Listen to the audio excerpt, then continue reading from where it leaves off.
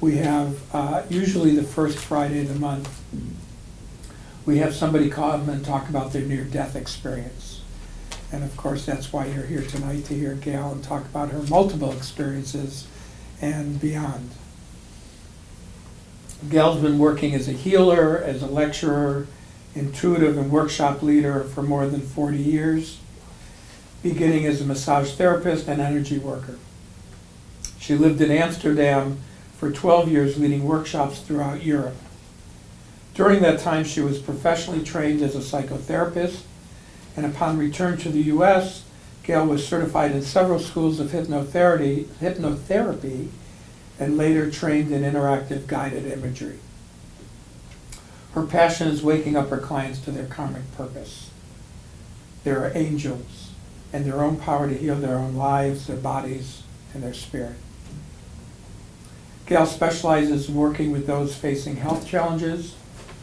She also works with healing depression, anxiety, and PTSD. Plus, she offers past life regressions.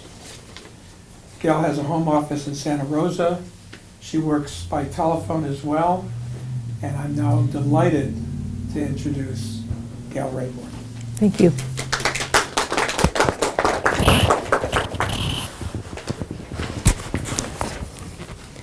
And at some point, I'll be sitting down. I don't think I can stand for 2 hours.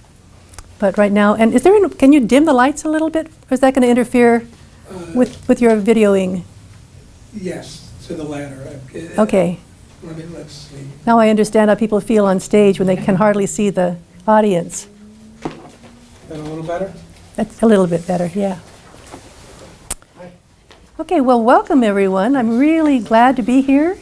And I have to say, I've been telling stories about my life and these amazing spiritual experiences I've had for many years, but I've never given one talk in this format before. So this is the beginning of a series of presentations. And as I was driving down from Santa Rosa, I realized it's about time I actually put all these stories into a book, because they're pretty amazing.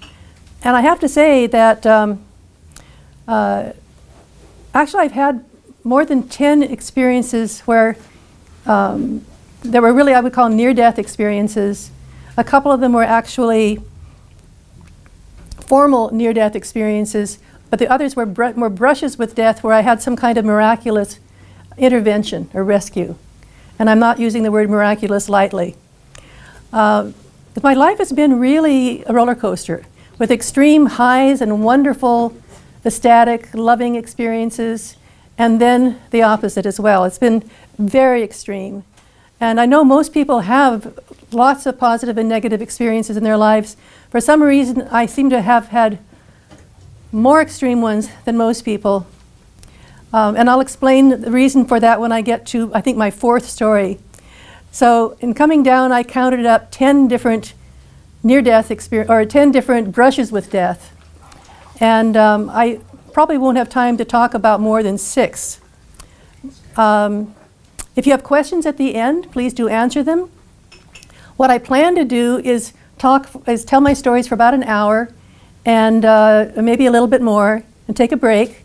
And then we'll come back and I'll be working with you to guide you to meet your guardian angel or angels, and also to learn more about your own karmic purpose. Because through all my various experiences, I must be, in some ways I'm a very fast learner, but I think spiritually I've been a very slow learner.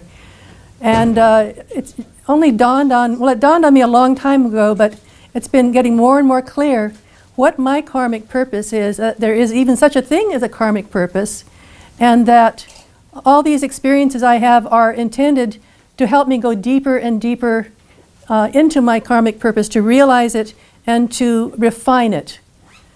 Because each of us does definitely have a karmic purpose. And so what is a karmic purpose? Anyone want to raise their hands and offer a definition? Sure. Yes, ma'am.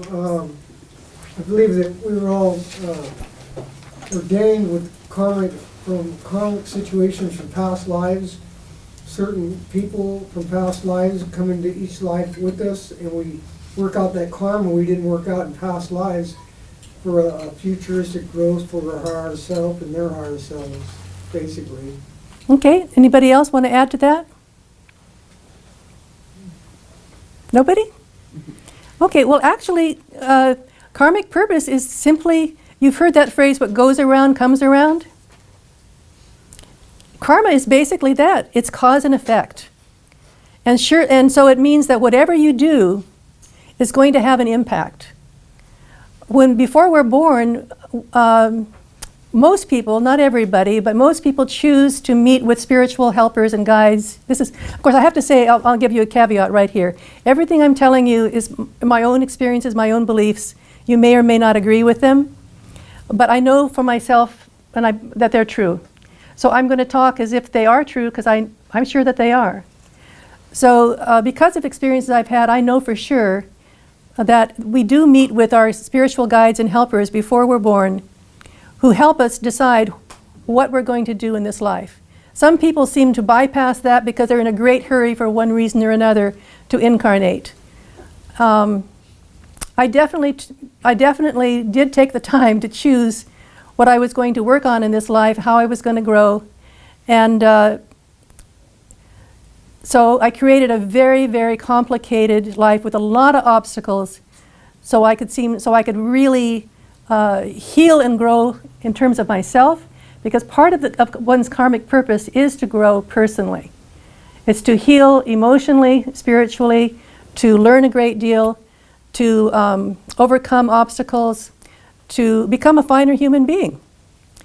But there are also other reasons why we do have the experiences we have, what karmic purpose is all about.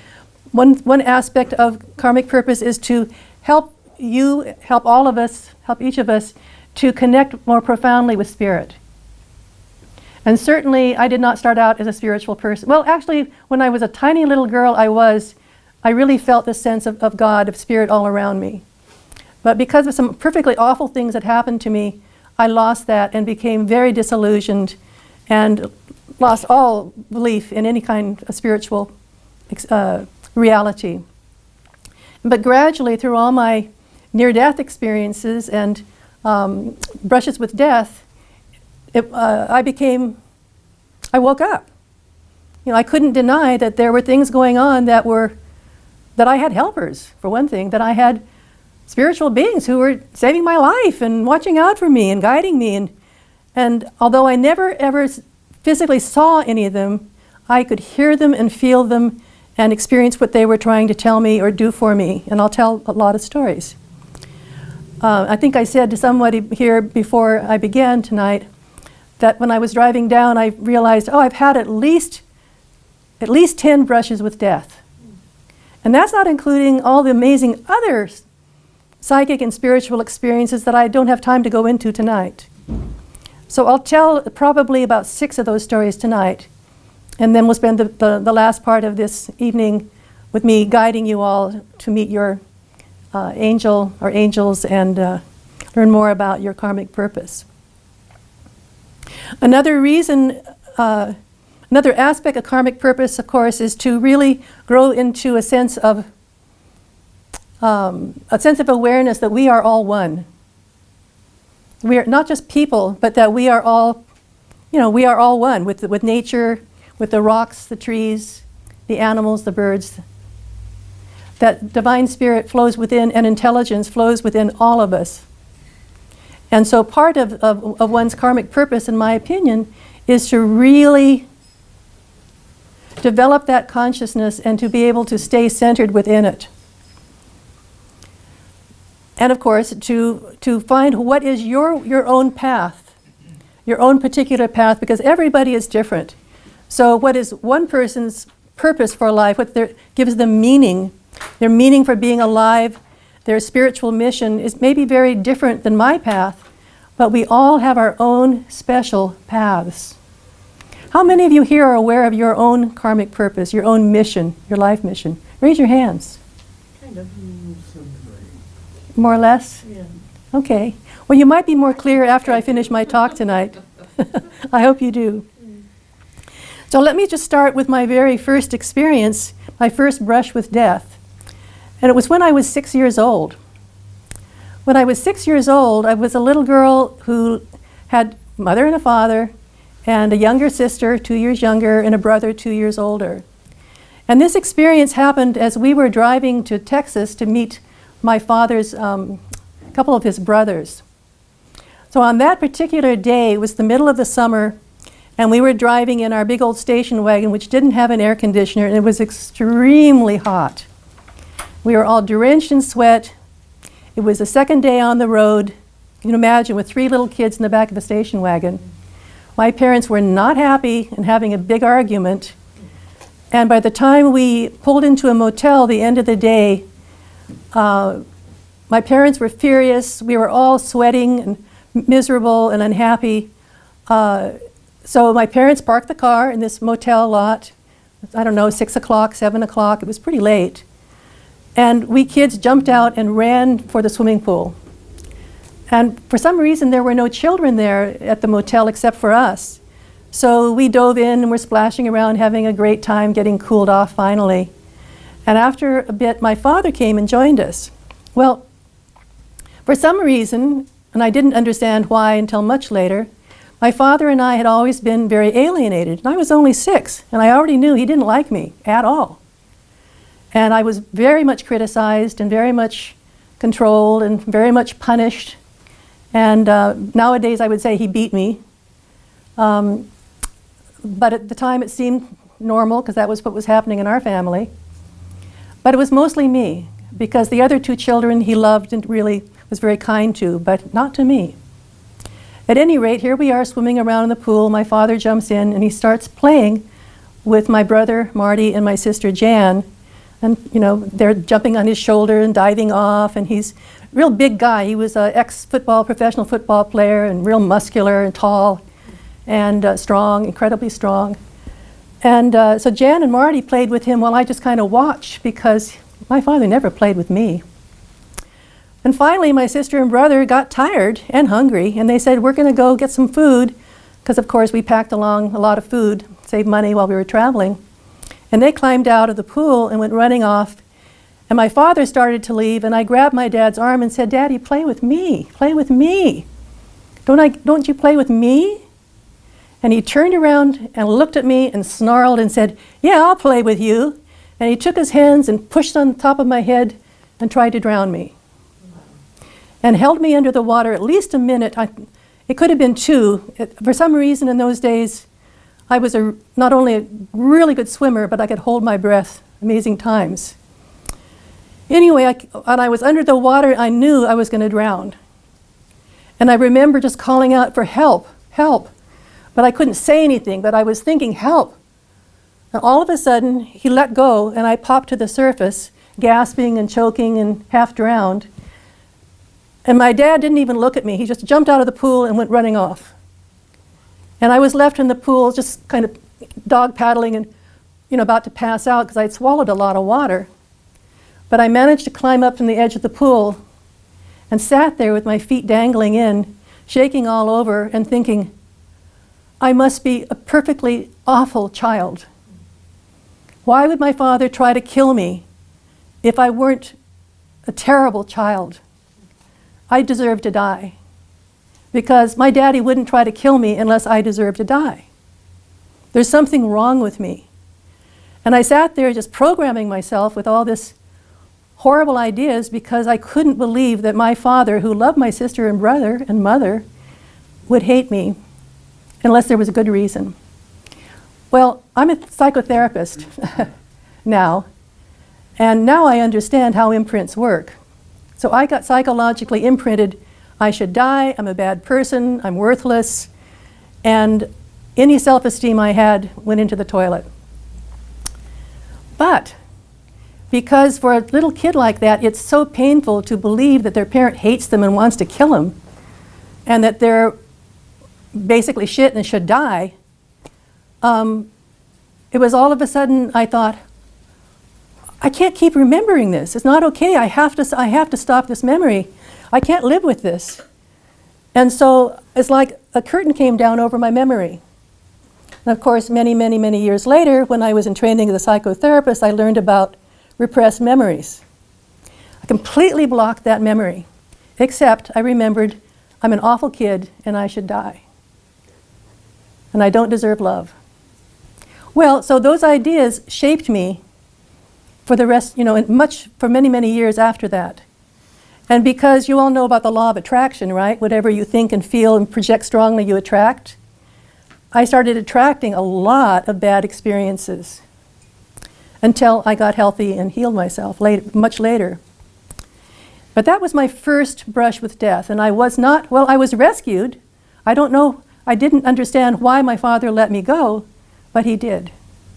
Now I think that because I was calling for help, that my angels heard me and got my father to wake up, because he was in a killing rage, which he told me much later. And many, many years later, when I was in my 40s, and my father and I, from that moment on, you can imagine, we're very estranged. I was terrified of him, and I didn't really know why, because I couldn't remember he tried to drown me. But many years later, we were at my parents' cabin up in the mountains, north in the Trinity Alps, and my father asked me if I would like to go for a walk. I said, Dad, you and I don't go for walks. And he said, please, go for a walk. I thought, this is really weird, because I tried to never, ever be alone with my father. Did you bring your 45? So we went for a walk, and I'm wondering what in the world is up with him. He's very quiet. And, between the time I was 6 and that moment, he'd always picked on me, continued browbeating me. I mean, even as an adult, there was nothing I could do that was right. So I was waiting for him to start criticizing me and making fun of me, but he didn't. He was very quiet. All of a sudden, he fell on his knees and burst into tears and started sobbing like his heart would break, grabbed my hands and said, please forgive me for ruining your life. And I said, what? What are you talking about? He said, Gail, you know what I'm talking about. I ruined your life. And I said, well, I know you've always been mean to me. You've always put me down and criticized me and bullied me. But how did you ruin my life? And he said, come on, don't pretend. I know you know. You've been holding it against me your whole life. And I said, I honestly don't know what you're talking about. And he said, you remember when I tried to drown you when you were 6 years old? I said, what? And he said, yes, I tried to drown you in that swimming pool when we were traveling across country. And all of a sudden, like the veil lifted, and I remembered everything. I remembered everything. Like, it was a huge flash, and oh my gosh, my father tried to drown me when I was 6. That's right, he did. In the meantime, he's crying and weeping, saying, please forgive me. I've ruined your life, and I can't live with it anymore. And I looked at him, and I just spent, 3 years in therapy in Holland, living in Europe, doing serious weekly psychotherapy during my therapy training program. I didn't remember this, but I knew my father hated me, and I hated him and was terrified of him. But I'd finally gotten really healthy, emotionally healthy, through all this work I'd done on myself, plus all the group work I'd done. And, not perfect, but I had pretty good self-esteem. And I'd forgiven my father for what I'd known that he'd done. So when he told me I tried to kill you, I told him, Dad, I just spent years in therapy forgiving you. And I hear that, and I remember now, you tried to drown me, but I forgive you. And my dad just grabbed me and hugged me and cried and cried and cried. And he said, I'm going to be a good father from now on. He lived 8 more years, and he became an ideal father. He just became the kindest, gentlest man you could ever imagine. It was just extraordinary. And he did his best to try to make up for all the years of emotional pain and for trying to kill me when I was a kid. I never thought to ask him, why did you try to kill me? Except he was in a rage, he was mad at my mom, he was mad at himself, and I was his scapegoat. That's all I can think, is that he just needed someone to destroy, and I was handy. Well, so that was my first experience with my first brush with death. But obviously, I was rescued, but not in a way that I could understand. The second time was, I'll just tell you, because I think probably a lot of you will relate to it, and you may have had similar experiences. The second time was after I had graduated from my teaching credential at UC Davis, and I was living in Davis at the time, and I decided to take off and drop out, become a hippie, and go live in communes and have all kinds of adventures. And a wonderful story I don't have time to get into is how I was gifted this amazing camper pickup so I could live on the road and be a hippie on the road, 1971. So I left Davis, threw away my bra, threw away my high heels, got long dresses, and took off and decided I'm going to go explore and find a commune to live in. Well, when I got over to the Mendocino coast, I picked up this guy who said, I live in a commune. Would you like to come stay in our commune? I said, oh, terrific. Where is it? And he said, oh, past north Fort Bragg. And I was on Highway 1 then, going up the coast, down by, way down past Albion, down near, just past Gualala. I think I was driving up along there. Anyway, so we talked, and it was a very early morning for some reason. I'd gotten up early, and it was about 9 o'clock in the morning when I picked up this man. And we're having a wonderful time talking. We got up not too far from Albion, and we came to a hill, a turn where the road went down like this all the way to the beach. It was quite a steep road. And then it went back up, very steep to the top. So I'm talking to this guy, I think his name was Andrew, and I turned right, start going down the hill, and I looked across. On the other side of the hill was this giant, not logging truck, but a lumber truck with 2 trailers. So hundreds of board feet of redwood. Gigantic, huge truck. And it was driving very carefully, 25 miles an hour down the hill, and so was I. Like I say, it was about 9 o'clock in the morning. It was in October. It was already starting to freeze. And I got halfway down the hill thinking, oh, I'm going to pass him at the bottom of the hill. And all of a sudden I heard a voice yell in my left ear, pull over to the side of the road and stop. That truck is going to flip at the bottom of the hill and will crash on top of your truck and kill you and your partner and your hitchhiker. And I went, oh. Without even thinking about it, I pulled over to the side of this narrow road and stopped. And my hitchhiker said, what are you doing? Are you out of your mind? And I said, that truck is going to flip when it's going to somehow turn over and crash. And he said, you're out of your mind. He's going 25. He's so careful. Look at him. I said, I know, but I was just told that. So I got out of the car, and my hitchhiker's yelling at me, we're going to get hit. Someone's going to come around the corner. And I'm watching the truck come down slowly, slowly. It got to the bottom of the hill at the level of the beach and hit black ice. Does everyone know what black ice is? Can't see it. It's ice that forms in the shadows of trees or something like that, and is extremely slippery. It's invisible. It's black. So the driver hit black ice and lost control of his truck. And the truck started doing all this corkscrewing like that, and all of a sudden just flipped over on its back like a beetle. And all the lumber smashed and went flying all over the road, and the truck was on its totally upside down, and there's gasoline all over the road. And the poor driver is stuck inside the cab, and I'm yelling, I gotta go down and save the driver. He's pinned inside the cab. So I raced down the hill, and the driver somehow managed to stagger out and jump to the ground. And meanwhile, the wheels are turning, and the gasoline is flowing everywhere, and I'm waiting for the thing to go up in a big explosion because it was still on, the engine was on. And then I said to the man, get away from the gasoline, it's gonna burn up. And he said, oh my gosh, my truck's gonna burn up. I can't have it burn up. He went running back and jumped inside the truck and turned the key off. And it didn't explode. Then he got out again, finally. And he was injured. He had a badly injured leg. He had a broken leg. So, by that, there was no way to get through. It took hours and hours for the police to come and start moving the lumber. And of course, in those days, it was considered salvage, because there was lots of hippies, other people that were blocked that couldn't get through, and they were all running out there and grabbing wood and carrying it away. And I looked at my new friend and said, well, we're going to have to turn around and go back to Highway 20 up to 101 and then go north to Fort Bragg and go another route, because it's going to be half a day before this road is cleared and that truck is removed. And that's what we did. But that was my first real experience with being aware that somebody intervened and saved my life. my very first warning. And I learned that, gosh, I'm protected.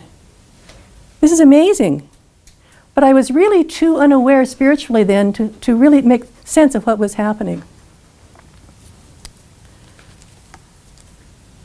The next time that I had a brush of death, with death, was a couple of years later. Because although I say that I was, like I say, I grew up with a very, very low self-esteem and a lot of self-hatred. So by the time I was 20, I was deeply, deeply suicidal. And I don't have time to go into this story because it will take far too long, although it takes about 20 minutes to tell. It's so complicated. But I'll just briefly say that when I was 21 and miserably unhappy as an army wife living in Germany, I did try to kill myself.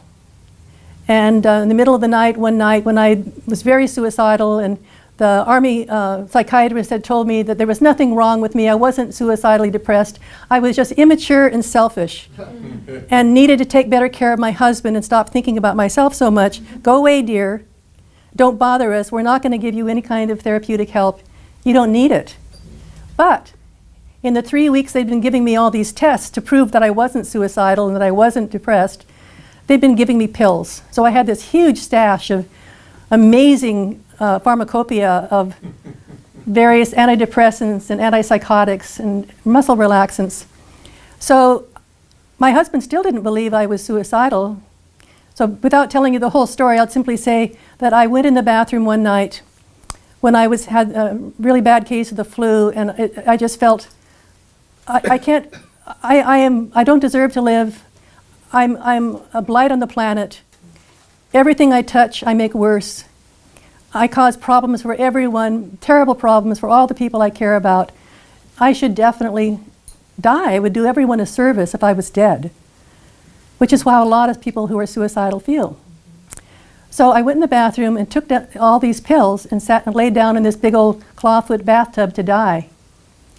And the end of this part of the story, it's not the end of the story, but the important part for you is that the miraculous thing that happened was my husband, who was a total skeptic, didn't believe in psychic abilities or had no spiritual beliefs of his own, had a dream where he saw me go in the bathroom, take the pills, lie down and say, at last I'm going to be in peace, and close my eyes, literally cross my arms on my chest and prepare to die. So he woke up, jumped out of bed, and came and knocked down the door, because it was locked, and dragged me off to the doctor and saved my life. But I still didn't get any psychological help. You'd think that they would have, those psychiatrists would have realized that I was in trouble. Well, I never got any help. And so after I finally divorced him and went back to college, before I dropped out and became a hippie, I was still very deeply depressed. And by the time that I was living in Fort Bragg, it just got worse and worse. And after living in Mendocino for about a year, I really didn't connect with people. I was very shy and very insecure and had a hard time talking to people, so I didn't really have any friends. And the communes I tried didn't work out for one reason or another. And so I got deeper and deeper in depression. And by the time I was 27, I was once more thinking I should die. The world would be a better place if I were dead. And I was in such pain, I just can't stand this. So I decided, okay, I'm going to go jump off the headlands, on the Mendocino headlands, and drown. And the day that I decided this was a day of incredible storms, amazing storms. The rain was coming down in buckets, and there was lightning and thunder, and I thought it's a perfect day to die. It was like February. And back then in the 70s, the rain was like, 65 inches a year on the coast. But I decided as I was driving up to towards the headlands, I'm going to give myself one chance. I'm going to go to Fort Bragg and go into this used bookstore and see if I can find some spiritual books that could give me a reason to live. So I drove to Fort Bragg and parked my little Volkswagen Bug next to the bookstore on the corner of this parallel street to the main street. A lot of traffic there. Went in the store, looked around, and didn't find anything inspiring, but they were all so cheap. I thought, well, I'll buy 5 or 10 and maybe someone can use them after I'm dead. So I had this big armload of books, like 10 books in my arms, and went running out into the rain, carrying all these books, and ran out into the street around my car because it was like I was getting, I mean, you'd think I wouldn't worry about getting drenched when I'm about to kill myself, but somehow it seemed important not to get real wet. And just as I got to my car door, I was going so fast, and the water was like ankle deep at that point in the street, I slipped. And the momentum threw me back into the traffic. I mean, I was really thrown back, and as I went back, I saw this great big Safeway truck rolling towards me, and I knew the driver couldn't see me because there was too much rain, and it was like 4 o'clock in the afternoon and getting dark. But all of a sudden, I was like this, flying out in the traffic, and time slowed down. And all of a sudden, it felt like I was falling like a leaf off a tree, very slowly. And as I fell, and the truck seemed to slow down, really going very slow, and I had time to think, gee, I wonder why my life isn't flashing in front of my eyes, because I'm about to die. Thank goodness. I thank goodness I'm going to die in an accident. My parents won't have to know that actually I wanted to die. They'll take it much better if I die in an accident than if it's suicide. I thought, but aren't I supposed to remember all the important things in my life? I wonder why I'm not remembering. All this is going through my head as I'm falling, thinking, oh, isn't this great? I'm going to die really soon. He's going to run right over the top part of my body and crush me, and it'll be over without, I won't even feel anything. I got down as low as the guy's hubcaps, because I remember looking and thinking, well, I'm right at about the level. Soon I'm going to be on the ground and he'll squash me like a bug. And all of a sudden it felt like a huge hand or a giant spatula came beneath me and threw me up into the air about 15 feet up, moved me over to the side of the road, flipped me over like a pancake, and dropped me face first on top of my little Volkswagen Bug's hood. If you remember Volkswagens back in the day, they're really soft.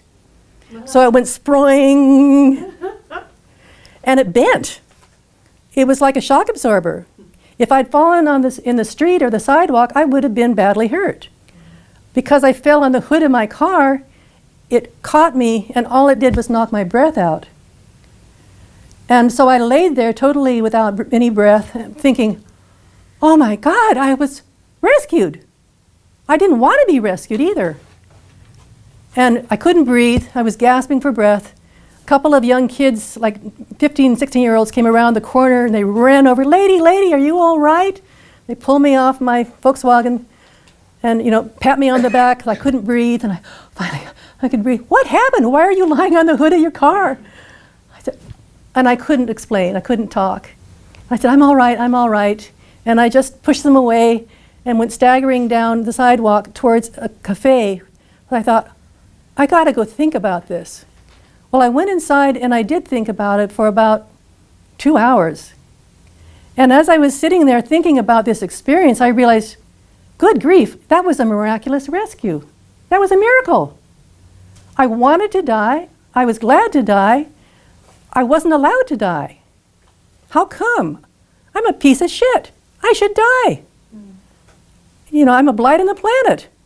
And then the thought came to me, maybe you're wrong. Maybe there's something about you that's positive, some reason for you to live. I thought, no. I've known all my life that I'm an awful human being. Look at all the damage I've done, all the people I've hurt, all the mistakes I've made. And I kept hearing, you wouldn't have been rescued if you were worthless. You do have value. I thought, no, I don't have any value. And I kept hearing, you just haven't found what your value is. And I pondered that and did a little crying as I was drinking all this coffee, sitting there next to this big old wood stove and drying out because I was totally drenched. And I kept realizing, my gosh, some kind of spiritual being saved my life. That doesn't happen. I mean, I was lifted up, brought over to the side of the road, and flipped over and dropped face first on top of my car hood. I mean, that's a miracle.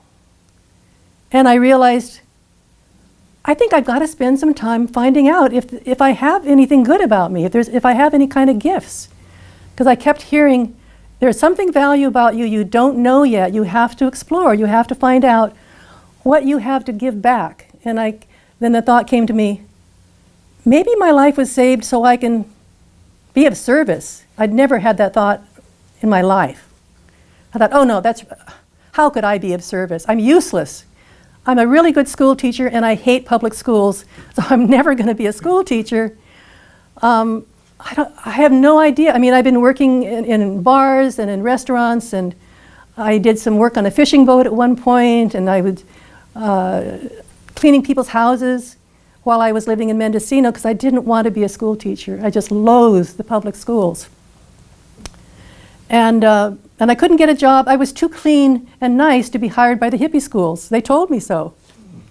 Even though I was wearing all the right clothes, they said, you're just too clean, Gail. You're too clean. And the kids won't like you because you're too clean, because you have to be really hang loose and a little dirty, at least back in those days, at least at the schools I applied at. So at any rate, what I was left with was realizing I've got to find why I was rescued. So I went home and spent a lot of time meditating and talking to friends and asking myself, what in the world could possibly be good about me? And one of my friends, in fact, said, Gail, you've got healing hands. Aren't you aware of that? When you touch people, you take their pain away. I said, well, yeah, that's what people tell me. And he said, you really ought to think about getting trained as a massage therapist. And this was 1971, right? When massage was not, or let's see, no, at this point it was 1970, almost 1973, 72. And I didn't know anyone except some old guy who did terrible, painful massage, but had no training whatsoever. And there was no massage around. It was just at its infancy. But he said, you ought to really think about this because you have gifted hands. Long story short, I ended up following more miracles of having, my parents wouldn't support me at all. They thought, oh, she wants to be a prostitute. You know, she's going to get a job in a massage parlor. And they were horrified. But my godmother said, I understand, you're a natural healer. And she paid for me to get training. And so I began that was my entrance into healing work. And that path has led me into the work I do now, which is a psychotherapist and a hypnotherapist. I integrate a lot of different approaches to working with people. But that wasn't my last brush with death or my last experience with any kind of dramatic change. But from that moment on, I did a lot of body work. I started a healing center in Mendocino with several doctors, chiropractors, and various other traditional. We were working with traditional and alternative medicine, integrating it. This was 1973. We were really innovative. But by 76, I realized I want to find a spiritual teacher, and I'd heard of Bhagwan Sri Rajneesh, which some of you may know of. And one of my friends wrote me from India saying, you have to come to India because Bhagwan is an enlightened being and you got to come here and work with him. So I decided I'm going to go to India and find a spiritual teacher to teach me and help me heal. So I spent a lot of time putting my life together and selling things and preparing for this trip. And finally I took off and flew to Europe and was all ready to go to India. However, I arrived in Europe the end of May. And what's happening in May in India? Anybody know? Monsoon. I'd never bothered to look into weather. And I was told, all my friends said, my new friends in Europe said, you're crazy, you gotta wait till September, the end of September, because it's too dangerous, there's too much illness and rain, and it's miserable to be in India during the monsoon. So I decided, okay, I'll spend some time wandering around Europe, and I had very little money, but I had great hands. So I worked my way around Europe doing massage and body work and energy work for a couple of months. And during that time, I decided I would go to Germany. And so one day so my fourth brush with death happened when I was standing on the edge of the freeway leaving Amsterdam, trying to get a ride on a very hot summer day. And there was a long line of people waiting to get picked up. I was like the 10th or 15th person in line. We're all sweating and miserable. It's like 5 o'clock in the afternoon on a Sunday. And I thought, I'll never get a ride out.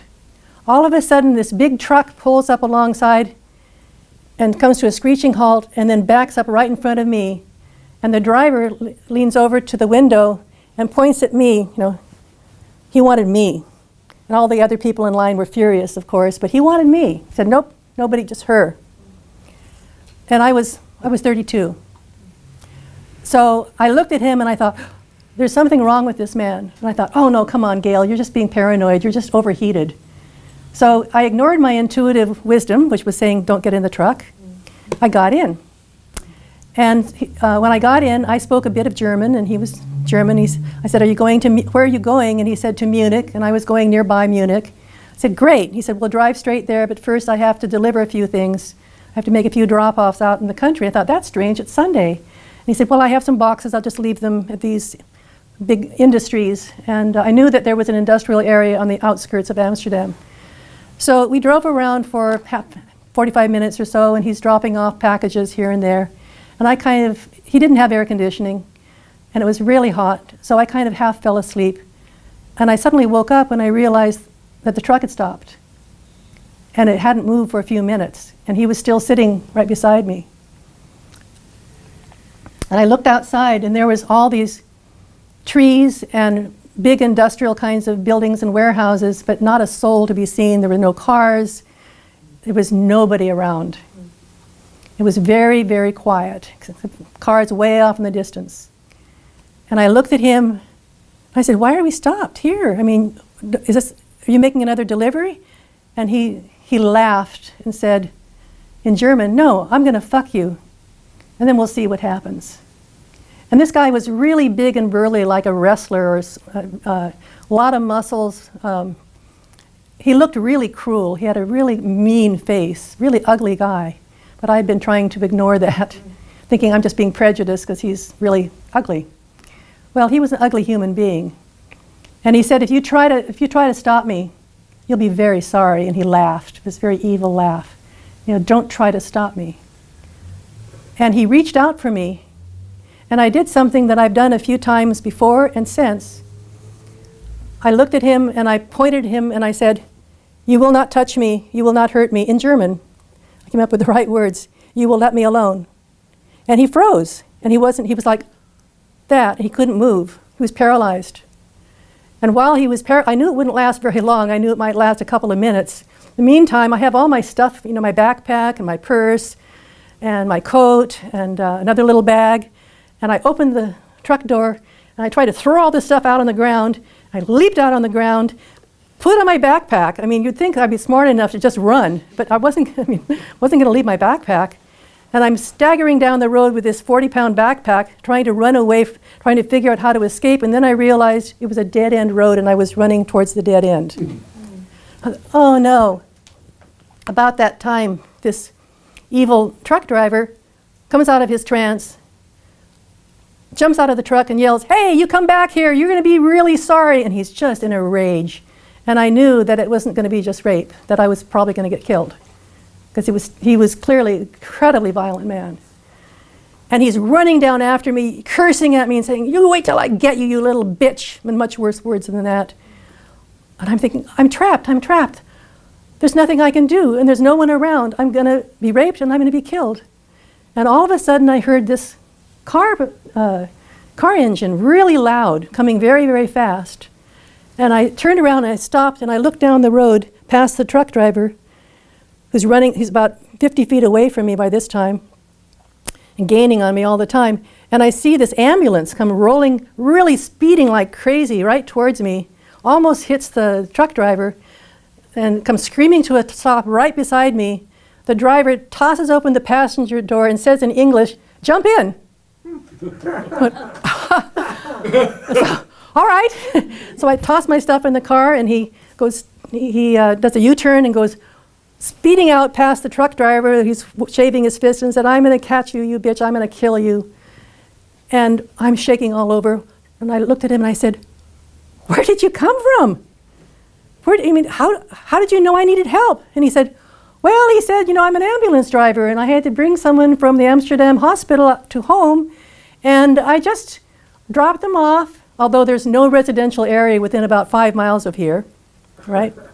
I thought, wait a minute, we're in a big industrial area, there's no homes around here. I knew that area. And he said, and then I had this very strong feeling that I had to come down this road, that I needed to help somebody. And I saw you, and I saw that man who was chasing you, and I realized you were in trouble. I said, oh. He said, why were you with him? And I said, I was hitchhiking to Germany, to Munich. And he said, you mustn't do that. He said, it's too dangerous. He said, you're not respecting yourself. You're not honoring yourself or loving yourself enough. You really mustn't do this again. And I said, but I don't have enough money. I said, I have a bit of money, but not much. He reached in his wallet and pulled out a couple of hundred guilders, which is like a couple $100, handed them to me and said, I'm taking you to the train station, and you must promise me that you'll take the money, take the train to Munich, and promise me you will never hitch again, because it's too dangerous.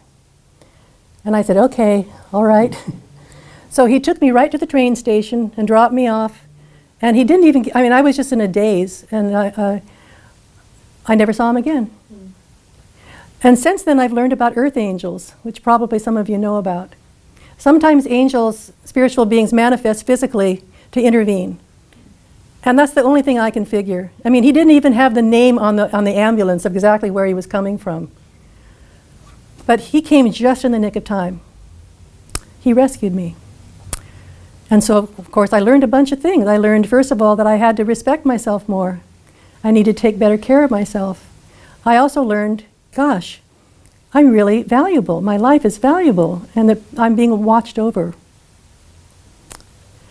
The fifth time that I'm going to talk about tonight was then about 2 months after that. I was finally back. It was the end of September, and I'd finished my traveling. I left Amsterdam. I went to London, and the next day I was going to meet several American friends, new friends of mine. We were going to travel to Afghanistan, sell their car, buy some horses. We were all good riders.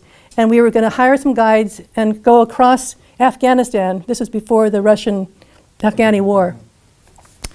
And go to India that way. And I've been so looking forward to this. But anyway, it was going to happen the next day. I was going to meet these people. And in the meantime, I was spending the night at some new English friends. So we had a lovely dinner. I went off to bed in the attic bedroom. And about 1 o'clock in the morning or so, I woke up because I heard someone talking to me really loud. Sounded like there was a megaphone in my ear. And I remember being very annoyed, and I sat up saying, who's here? And I opened my eyes, and all there was around me was brilliant light, colored light. And I realized there was a man there talking to me, but I couldn't see him. I could just see the colored light. And I realized there was a spiritual presence, and I said, why are you here? What's going on? And he said, I'm here because you've taken a detour off your path, off your karmic path. I said, what? What are you talking about? And he said, before you were born, and then he spent the rest of the night, hours and hours, explaining a lot about reincarnation and karma and my particular karma and how I'd chosen for myself to become a healer. But I was really lying to myself. I had been doing all this healing work in Mendocino and then in Europe. But in the meantime, I was abusing my body physically, too much alcohol, too much pot, too many psychedelics. I never got into the hard drugs, but I knew everything about peyote and psilocybin and all those drugs. I took a lot of that. Lots of sex, I was really a wild child, but I was also a healer. And he said, there is no divine retribution for the problems you're creating for yourself. It's just that your actions will have a reaction. And he said, because of the life you've been leading, and the problems, the emotional problems you've never healed from, and the physical problems you've never healed from, because I'd had chronic bronchitis for years. I was very susceptible to colds and pneumonia and bronchitis. He said, very, very difficult things will happen to you. And I said, I don't believe that. I don't believe that. And he said, okay, I'll show you a vision. So all of a sudden, it's like a giant movie screen flashes in front of me, and I see myself in India, apparently had done well going overland, no problem going overland across Afghanistan. I was in India, and I saw myself in a train station where I met a whole group of spiritual seekers. And there was a man with them, this beautiful man wearing white robes, and it wasn't Bhagwan, it was somebody, I can't remember his name. But the people said, oh, you have to come with us. This is Swami so-and-so. He's the most spiritually advanced man on the planet. And we'd like you to meet him, and perhaps if you're interested, travel with us. Because he can give you what you need, because I was saying I'm looking for teachers. They said, well, you found him. You found, you know. Anyway, I started traveling with these people in this vision. Turned out the teacher was a fraud, and this was a band of thieves. And so I was really into psychedelics, and they kept saying, here, try this, and try that, and try this. And I kept popping pills and eating various substances to get high, because I loved being high in those days. And I got completely messed up psychologically, and eventually, I think I traveled with them for about 3 days. And during that time, also, I didn't even think to eat. And in the meantime, of course, they stole everything I owned. And I finally ended up, then the vision changed, and I saw myself lying in the gutter in some big city like Calcutta or Bombay, and I'm dying of a collapsed lung. In fact, I became violently ill. I was violently ill, and I was extremely sick. And I saw some very nice Indian people say, oh, look at this poor girl. We need to get her to the hospital. So the Indian doctors did save my life, but I ended up being airlifted back to California. And then that was when the vision ended. And I said, oh my God, that's horrible. But if that's what's going to happen to me in India, and the spiritual teacher said, the angel said, yeah. He says, that's your probability. The probable future is that you will end up having this happen to you because you haven't learned enough. You have too many problems that you've never resolved yet, physically and emotionally. And I said, but then what happens? He said, then you end up living as a semi-invalid the rest of your life because one lung never heals properly. You always have a collapsed lung, and you end up not able to work or do your healing work. You end up on welfare and having a pretty unhappy life. And I said, oh, that's terrible. But I said, I can't believe it. I said, how about if I do this? How about if I stay in London and I work with an acupuncturist and a naturopath and I get psychotherapy and I stick around for 6 months and get really healthy. Then I go to India. And he laughed and said, Gail, and they went once more, we talked for hours. He explained in detail the issues that I'd never dealt with, that I'd been avoiding, and saying, well, I'm a healer, so, I can just ignore all these problems. And he said, you're deeply, deeply depressed, and behind that, you're suicidal, which I hadn't wanted to look at for years. So I finally said, well, then what am I supposed to do? Go back to Mendocino? Set up my massage practice? And he said, no. I said, where am I supposed to do? Go then. And he said, go to Amsterdam. I said, I don't like Amsterdam. It's a big city, and I'm not happy in cities. I'm a nature girl. I like living in the country. And he said, no, if you want to really grow and heal, if you want to follow your own path, your karmic path, you need to go to Amsterdam and set up a healing practice. And by helping others heal, you'll get the healing you need. And then all of a sudden, poof, he was gone. And I'm sitting there wide awake. I was wide awake through this whole thing. I wasn't asleep. I'm wide awake, sitting on the edge of the bed. He's gone. I'm looking out the window over London, and the dawn light is pouring in, all red and orange and gold. And I'm thinking, oh, damn. I spent a year planning this trip, and now I'm being told by an angel that I shouldn't go to India. And I had a real argument about, well, do I believe this? Maybe this is my imagination. I thought, yeah, but everything he told me about myself is true, and no one's ever said most of the things he's telling me. And I started to just go back to bed and go back to sleep and think, I'm just going to forget it, I'm going to go to India. And then I sat up again and thought, how can I argue with an angel? This was an angel.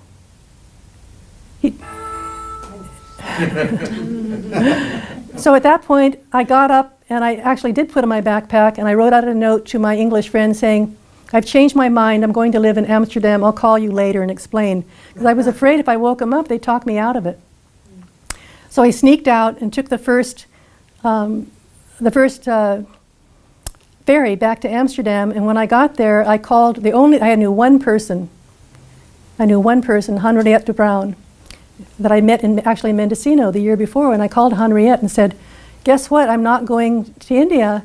I'm supposed to live here, but I haven't a clue where to be. I have $300 to my name. I have no work. I have no place to live. I'm completely lost. What do I do? And she said, oh, that's very simple. She said, you come live at our house. We have an extra bedroom, and I'm going to set up work for you. Sorry, I don't know how to use my phone. So I ended up going to her house. I ended up staying there for 3 months, and during that time, she set up all these workshops for me in Holland, and started a 12-year period of being a therapist and healer in Europe and giving workshops all over Europe. And so what did I learn? Well, all these different things I'm telling you, these amazing experiences. And I certainly learned that, indeed, I am being guided, but we all are. We all are. It's not just me. I think I'm a harder case than most people. I'm more stubborn. And so I've needed to have all these brushes with death in order to really wake up. Well, then I want to tell you 2 more stories, and then we'll take a break. The 6th brush with death that I had, or the 7th, I guess, was about a couple of years after this event. I was still living in Amsterdam. And interestingly enough, I had learned a lot about Rajneesh Sri Bhagwan since then. I'd learned that maybe he started out as a real true guru, but he'd really fallen. And he'd become a really evil person.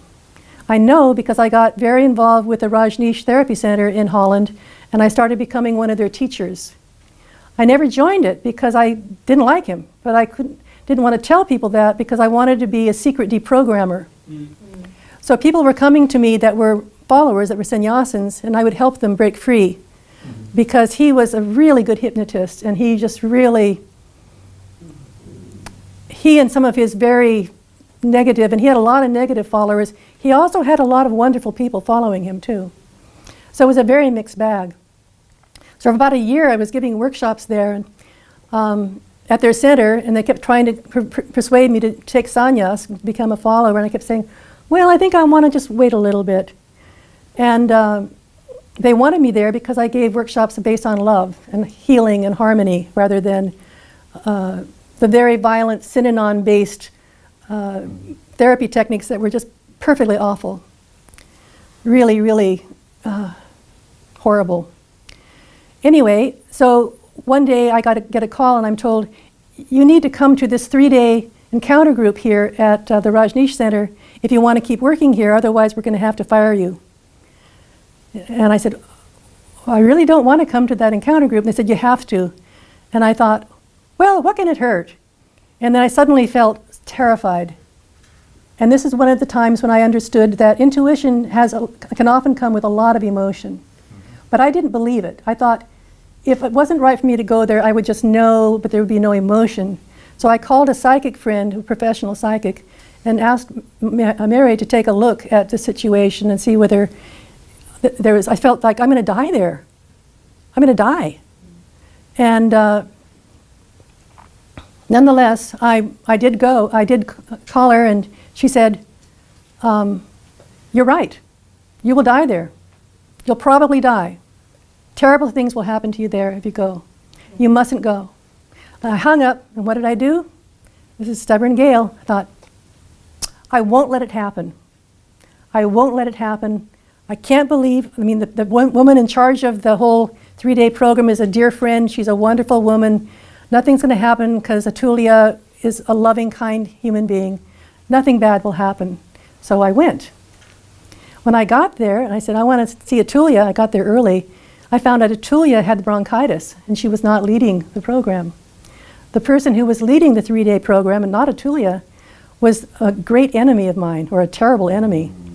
A man who was a molester, he was a psychotherapist whose favorite thing, he told me, was to have sex with his patients because he liked to show them, he felt he was a sexual healer. So whether they liked it or not, he would force them into sex. And when I found out about that, because I'd been a lover of his and I thought I was his only lover, but then he told me this very proudly. And I was so horrified that I outed him in front of the whole group at the Rajneesh Center, very loudly. And from that moment on, he was out to get me. So when I arrived and realized that Parmananda is running this 3-day program, I thought, oh shit, I'm really in trouble.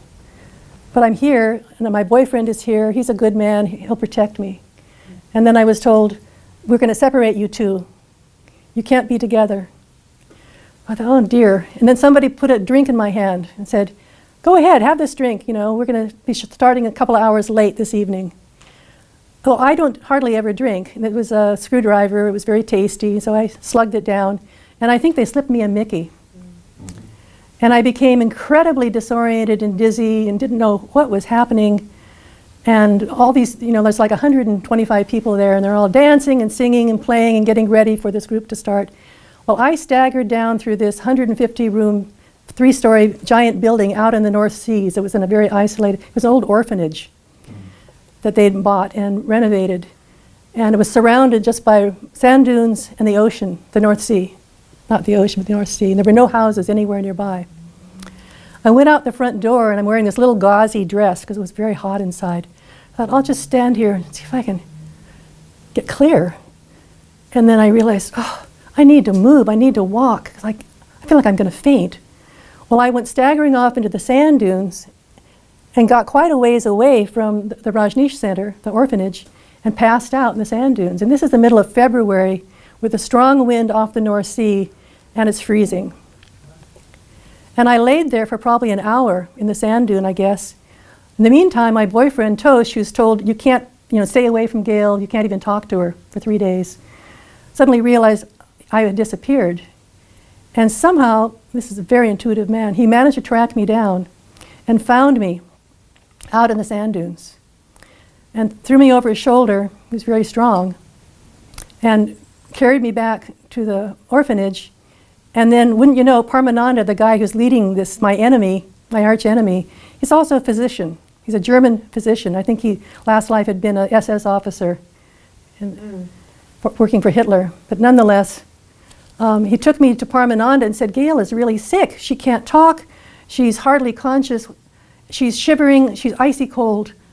And what was wrong is I had hypothermia. But Parmananda just looked at me and said, she's just drunk. She's drunk. She's a disgusting drunk. She drinks too much. Of course, he knew I didn't drink. And he said, just take her in one of the rooms off in the bottom in the basement and just let her sleep it off. She'll be okay. And Tosh said, I think she needs to go to the doctor. And Parmananda said, no, don't, you can't take her to the doctor. She'll be fine, she'll be fine. And somehow my lover let himself be pressured into doing that. So he took me off into this side room at the bottom of the basement and put me in my sleeping bag, and I'm shivering violently. I can't talk and hardly aware of anything going on. And he spent all night with his arms around me. And a few hours later, I died. And he said, because he kept talking to me all night, and he was trying to warm me up, and I couldn't get warm. And finally, he said that he just said, you died, Gail. In the meantime, all I know is that at a certain point, I left my body, and I'm walking down the proverbial corridor of light, and there's incredible bliss and love all around me, and I'm thinking, oh, I'm dying or I'm dead. How great. I'm so glad I'm dead. This has been such a difficult life, such a painful life. I'm really glad it's over. It's been a lot of good things, but boy, I'm glad it's over. And I got to a doorway where there is an angel standing right inside, and this being of light reaches out his hand to mine, and I start to grab his hand, and I'm saying, I'm so glad to be here. And he said, wait a minute. He said, don't touch my hand yet. I said, why? He says, because as soon as you take my hand and walk over this threshold, you won't be able to go back. He said, this really is not your time, but you're welcome. You're absolutely welcome. Do you want to come? Or do you want to stay? I said, oh, I want to come. And then I thought, do I really? And then I suddenly heard Tosh saying, Gail, come back, don't die, don't leave me, I love you. Please don't die, I love you. I thought, oh, how could I do this to Tosh? What a terrible thing to do to him. And besides, there's so much I haven't learned yet, so much still to do. I told the angel, there's more for me to learn and do, and I couldn't do that to Tosh. He's too good a person. That would be terrible. And I turned around and I walked back down the corridor, thinking, oh God, I don't want to go back. And I suddenly ended up back in my body, sitting up, going, breathing, and Tosh is passed out on the mattress next to me. As soon as he heard me move, he leaped up, burst into tears, and said, oh my God, Gail, you've been dead for about 10 minutes. I said, what?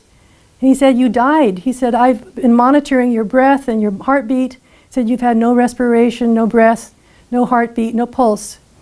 And I tried to do, pounded on your heart, and I did all kinds of things, and you didn't come back. And I realized I had to let you go, you were dead. And he said, I just must have passed out from the horror. And he said, how did you come back? And I explained. And I realized, okay, well, it's time I really, really started taking better care of myself. And I learned, my intuition I got to really start learning more about intuition and honoring it. There's a whole lot to take back from this experience. And of course, by then I knew that that there are other realities. And I mean, this was not a wake-up call in the sense of, oh my gosh, spirit is real. I already knew that. But what I did learn was that it's time for me to stop all these brushes with death. It's time for me to honor my body and my life and finish getting the healing I needed. So I did. I finished getting all my training and came back to the States and set up my therapy practice. And so for 25 years, I had no more brushes with death, no more near-death experiences until 8 years ago. And 8 years ago, I had to have a very, very terrible type of surgery done by a doctor who was extremely unethical and should have lost his medical license. And he did a surgery on me that I had not agreed to. And I won't go into all the whys and wherefores this happened. Suffice it to say, when he came into my hospital room at 9 o'clock at night and told me he wanted to fuse my spine all the way up to here rather than replace a short fusion to here. And I told him absolutely no, and I even wrote a little bit on the permission slip saying no. And he shook my hand saying, I promise you I will not do this surgery unless I find something truly wrong with your thoracic spine. And I had x-rays, I knew there was nothing wrong with it. But I had a ruptured disc at about L3, a very badly ruptured disc, which was threatening to paralyze me. And so I trusted the doctor. Well, he went ahead and did the surgery on me anyway that he wanted to do. He probably made a couple $100,000 by doing it. And I woke up the next morning with not a short surgery, but fused all the way up to here. Yeah. And, well, of course, I was pretty miserable. So a week went by, and then I was transferred to a rehab hospital. And about 3 days into the rehab hospital, I've been getting up every day and doing physical therapy, and I was healing. I was not happy, but I was healing. And one day, everything went wrong. And I woke up, and I was in incredible pain. The pain medications weren't working. I was so weak, I couldn't stand up on my own 2 feet. I couldn't go to the bathroom. I couldn't lift a hand. I couldn't feed myself. And this was on a Friday. And Fridays are a day you don't want to feel bad because most of the doctors are leaving for the weekend. Mm-hmm. And nobody took me seriously when I said, something's gone wrong, I'm starting to die. And they just ignored me, basically. They just said, oh, you've just had a small setback, don't worry about a thing. I could feel all the cells clicking off like light bulbs in my body. It was really quite amazing. And I'd felt that before when I'd had the hypothermia. I knew what it felt like when I'm dying. I thought, oh my gosh, I'm truly dying. But I was so drugged. I was taking like 8 or 9 drugs. I couldn't do any healing work on myself. When I closed my eyes to try to balance my chakras or work with, bringing in healing energy, I'd start to pass out. I'd get so dizzy. So I thought, well, I'm going to die. That's all there is to it. So Saturday went by and I got worse and worse. Once more, people weren't paying any attention to me. They wouldn't believe I was that sick. And I just gave up. And Saturday night, late that night, though, I woke up because I heard a lot of people talking in my room. And I looked around and there was a whole group of people, and there was a deer, and a rabbit and a coyote also running around, and coyote giving himself a bath. And I thought, what in the world is going on? And there was a Native American guy right past the foot of my bed who was on one knee, had a long, wearing a breech clout, and his hair was tied back with a thong and a really tall bow with a bunch of arrows, just watching me, like guarding over me. And I thought, Jesus, this is really strange. And then the head woman, this beautiful woman, came walking over and said, "Oh, you're finally awake. We wanted to talk to you." And I said, "Oh, thank you." And I put my hand out, and she put her hand in mine, and my hand went right through her hand. And I realized, oh my gosh, these are spirit people. I've never seen actually spirit people. I hear them, I feel them, but I don't see them. And I said, "Why are you here?" And she said, "Well, to help you, if you want help." And she said, "But we need to do some work on you." The next couple of hours, she and her group did a lot of healing work on me. But I didn't think to ask what was wrong with me until the very end. It was like 3:30 in the morning. I know, because there was a big clock right in front of me on the wall. And I finally said, "Wait a minute, what's wrong with me? Why am I so sick? Am I dying?" And she said, "Oh yeah, you're dying. You're dying." I said, "Why?" And she said, "You're being poisoned by a bad drug interaction."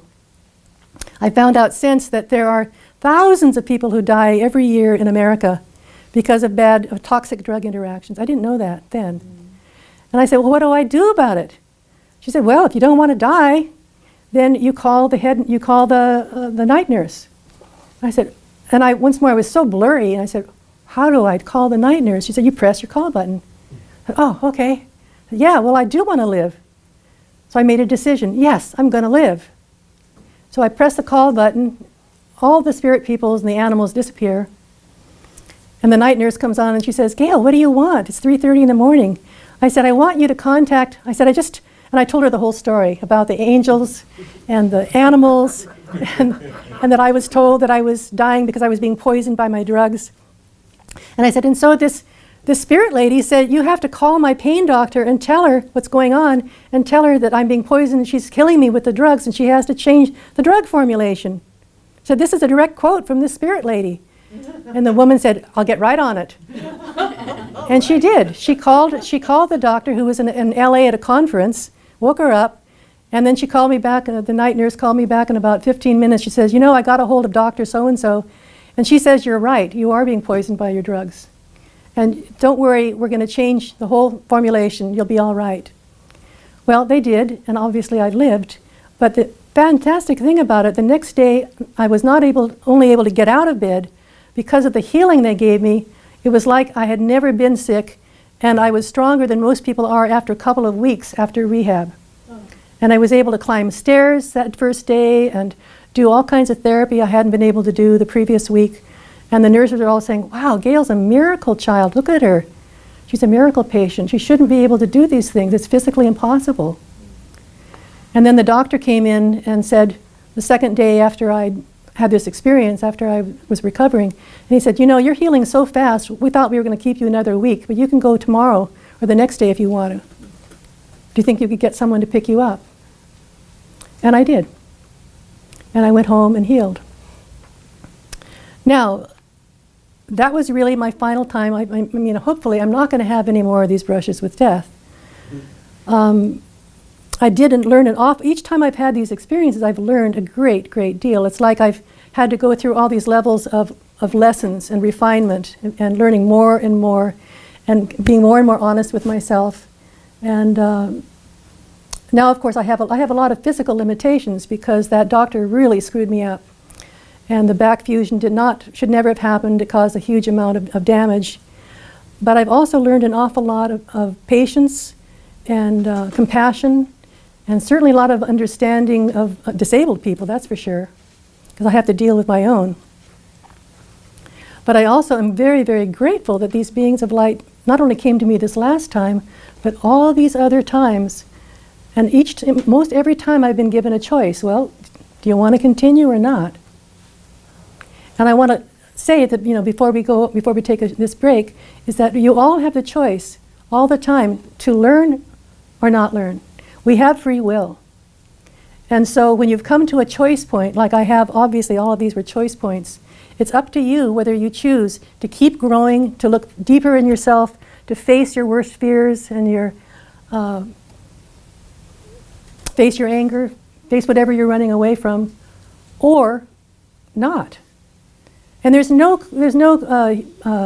only punishment you'll get is through the fact that there is karma. Every action causes a reaction. And so what you don't learn in this lifetime, you will have other lifetimes you're going to have to learn. And that's one of the things the angel in London told me.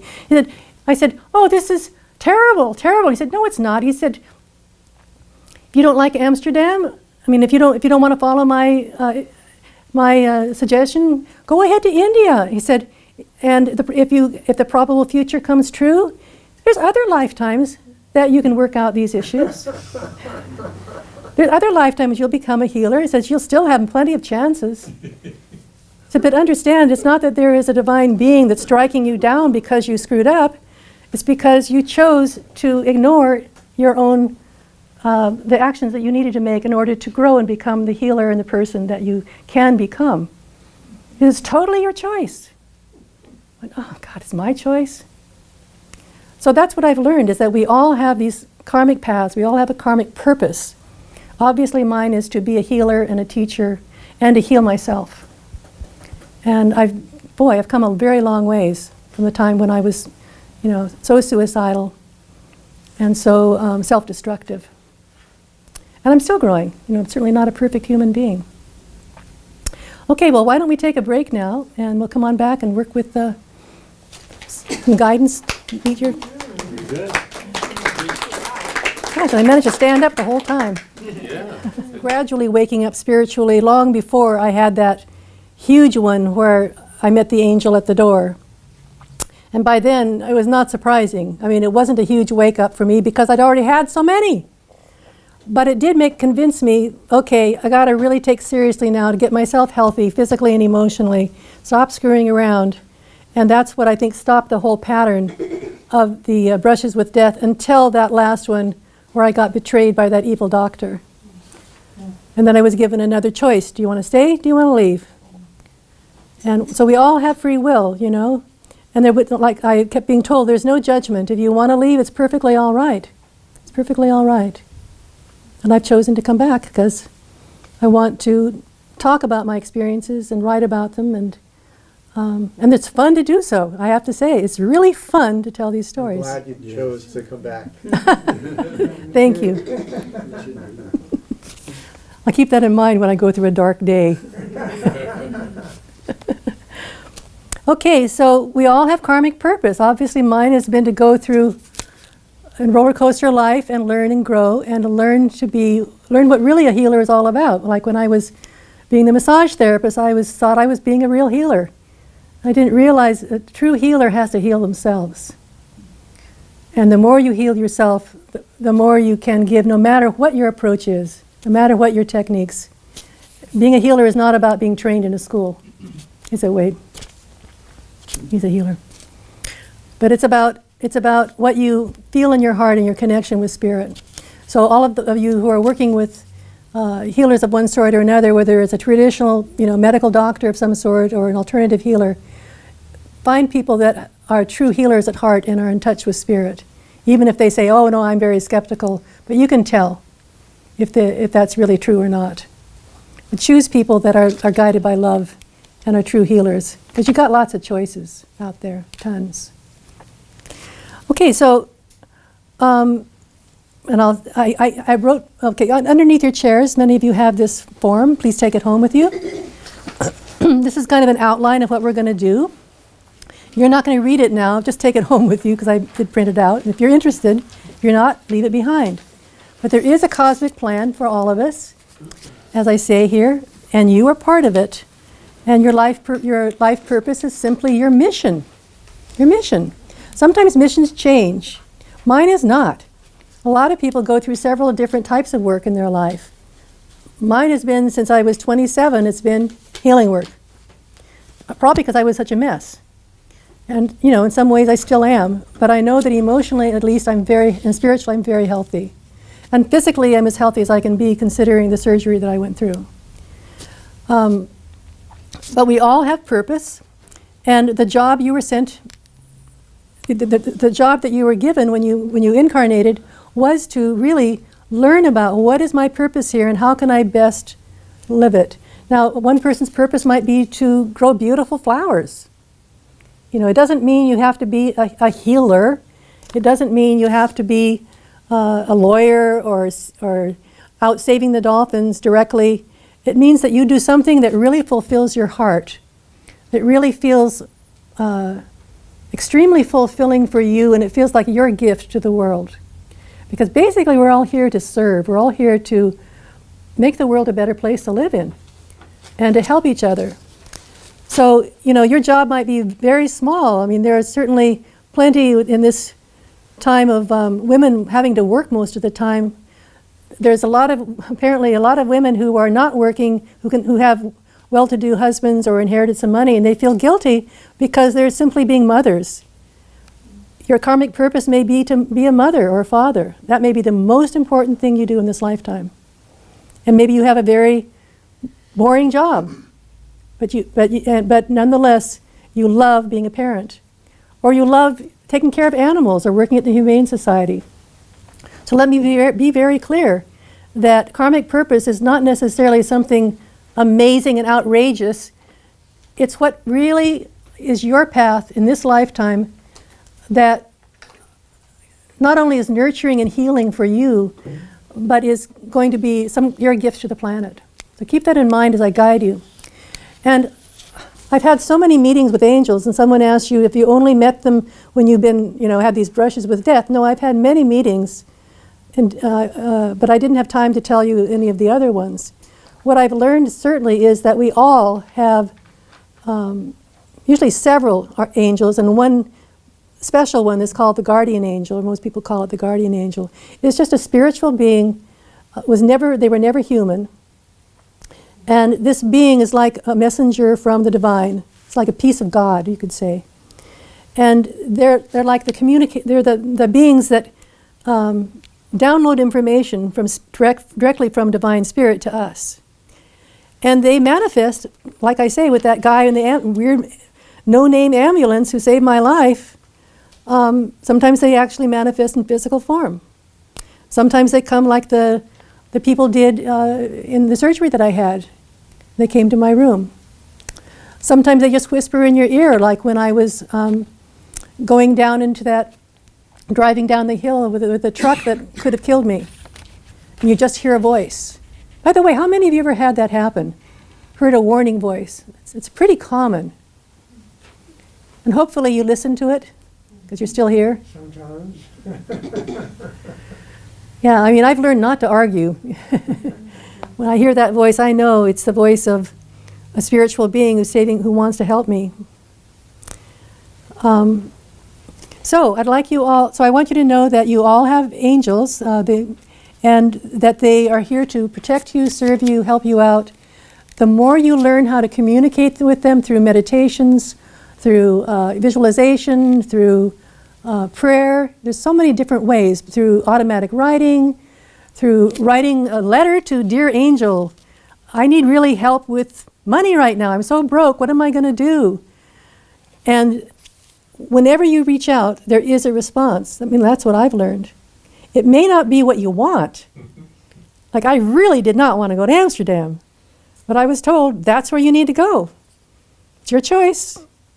Boy, I went there kicking and screaming. I ended up loving Amsterdam. I can't stand the weather, which is why I'm not living there. The weather is dreadful. The people are wonderful. And I learned so much, and I'll always, that's my second home. So right now what I'm going to do is just do a little bit of, hypnosis and guided imagery are all the same thing, by the way. It's just a matter of learning to go inside, and I'm sure probably most of you, how many of you are meditators? Okay, so you already know how to quiet your mind somewhat and go inside. I'd like to encourage you to trust the first impressions, words, feelings that come to you, because, and to suspend tell that inner skeptic to go out and play somewhere and leave you alone. Don't listen to the voice of the skeptic inside you who says, I don't believe this, or this can't be real, or nobody's going to talk to you, or Trust the first words, feelings, visions, impressions you get, please. And if it doesn't work for you tonight, because for some reason you may be too blocked or too tired, try it on your own. Most of you have smartphones. You have a little recorder thing. You have a memo. You can go ahead and read this description on this sheet. Make your own little recording and play it off and start practicing going inside and connecting with your guardian angel for any kind of information you need. But today I'm going to guide you just to find out more about your own particular mission in life. If you already know what it is, ask for some refinements, or perhaps you're feeling blocked in some way. Ask what to do. So please close your eyes and go inside.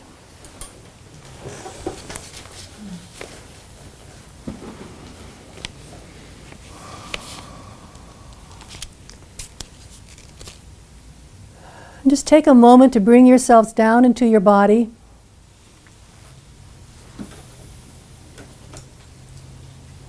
And begin breathing very slowly and deeply.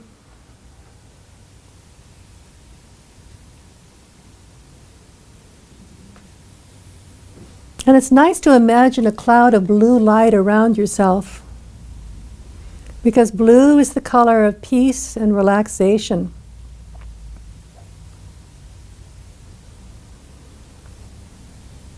And once you see or have the idea of that blue, I'd like you to begin breathing in blue light. Send it throughout your body and breathe out tension and stress. Breathing in relaxation and breathing out your thoughts, emptying your mind.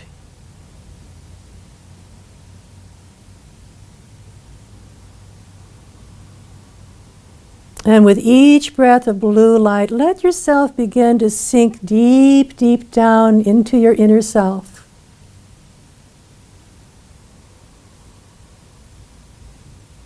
Feeling your breath going all the way down into your belly and filling up your chest.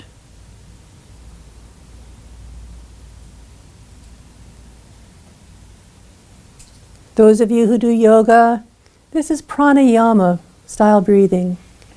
Very deep and slow, which takes you naturally into a deep, deep state of consciousness.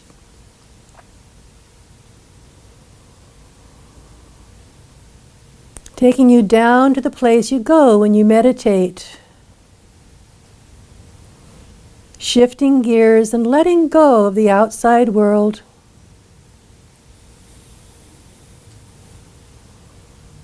Your body relaxing, your mind relaxing, your whole being relaxing as you drift deeper and deeper within.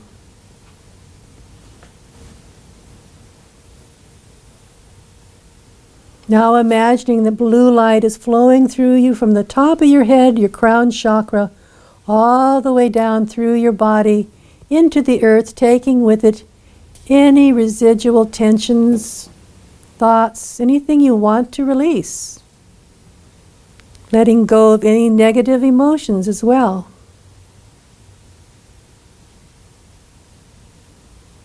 Knowing you're completely safe and protected at all times. If any moment you wish to come back to your normal waking state, you'll just open your eyes, feeling very, very good. If you open your eyes during this exercise, you can just close them and go back down, down deep within.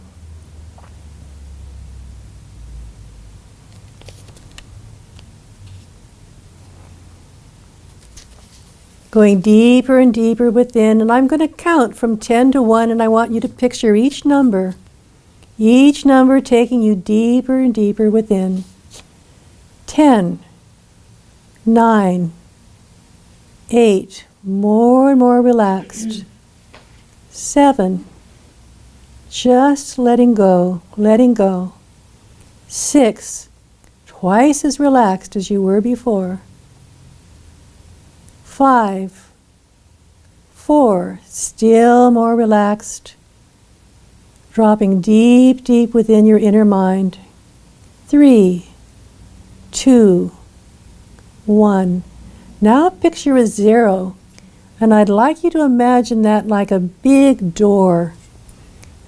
Imagining that 0 opening up wider and wider, and it takes until you see a big round door. And on the other side of that door, as you look through, is your own healing sanctuary. A wonderful place that belongs only to you. It might be a beach, or mountain, or a garden. It could be your own bedroom, or a chapel, or a beautiful spiritual place that you love very much. Might be a place in the clouds.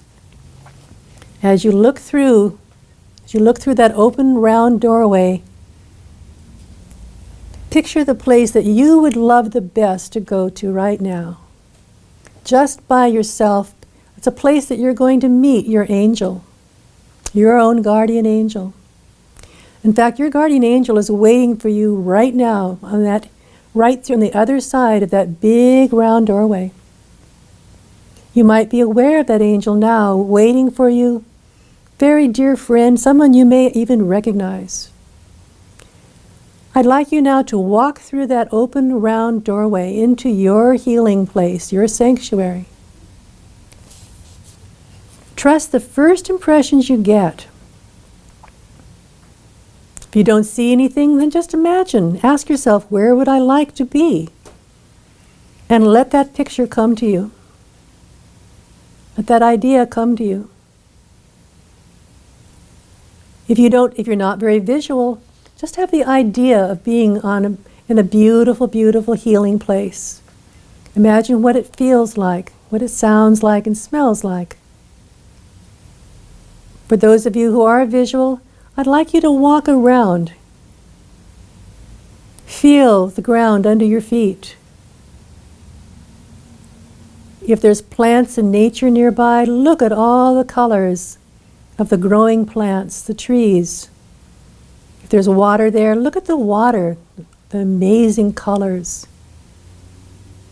If you're inside a room, explore the room. And remember, since this is your sanctuary, you can put anything you want here. You can bring in flowers, crystals, friendly animals, birds. You can put in comfortable chairs to sit in. So feel free now to create the space just the way you want it.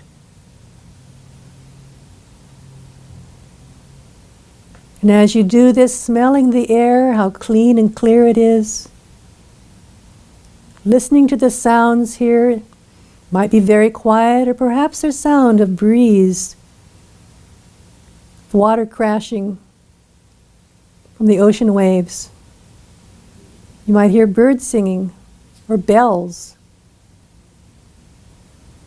You might hear celestial music.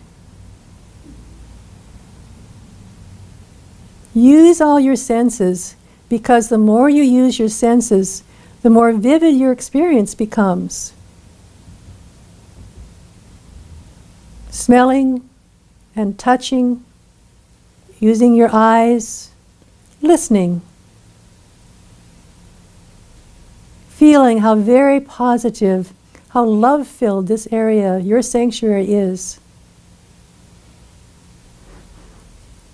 And somewhere here is also your angel, your guardian angel, the being who loves you and cares for you and has since you were born, and probably other lives as well. If you don't see this being already there, who may take any form at all, might look like a traditional angel, ball of light, look like an animal. Then I'd like you to go sit in some place that feels wonderful to you, your power place, and ask your angel to come to you. Because you need to know more about your karmic purpose, what your mission is in life. Perhaps just to clear, if you already know, you want to get it even more clear.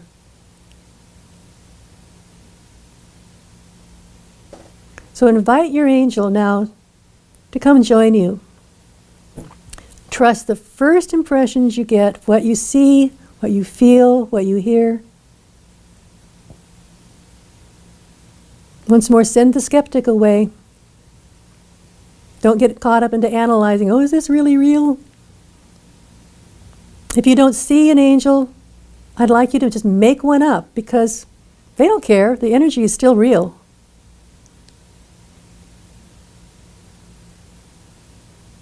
Trusting that even if you imagine a being, ask it to be filled with the energy, the spirit of your own guardian angel. And it will. And then once that being is there, I'd like you to welcome this being. And listen to their response. And angels love hugs. Or maybe you just want to, if you're feeling shy, then just go sit in front of the angel, or invite, maybe the angel comes up to you. Or take their hands.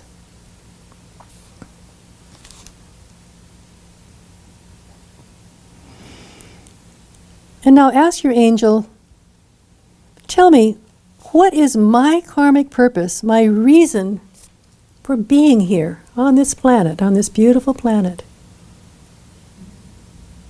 What is my karmic purpose? Once more, if you already know, ask, tell me more about perhaps how to get past obstacles, or how can I refine my karmic purpose? Whatever questions you have, this is the time to begin to ask your questions.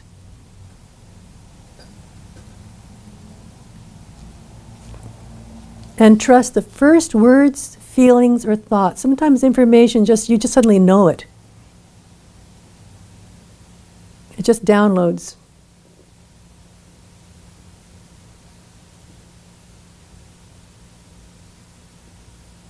So I'm going to be quiet the next few minutes while you ask your angel whatever questions you wish about your life mission, your purpose on this planet.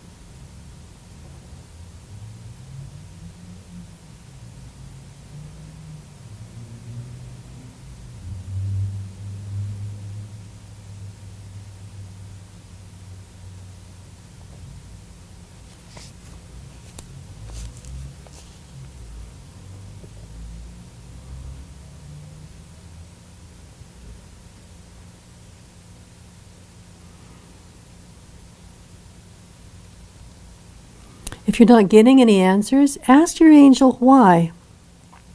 For example, you might not be open to learning right now or hearing the information. Maybe you're too tense. Maybe you're not deep enough in an altered state. But ask, why am I not getting answers? Trust the first answers and impressions you get. Thoughts, feelings, words. Knowingness.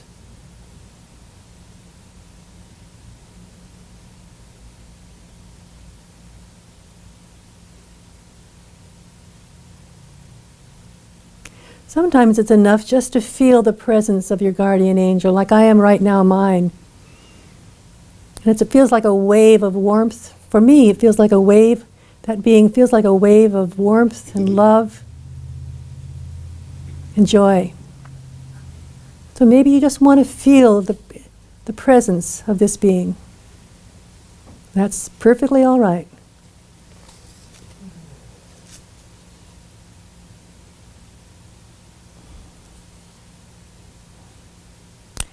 course, ask your angel to give you more information if you need it, more clarification via your dreams, books, through insights,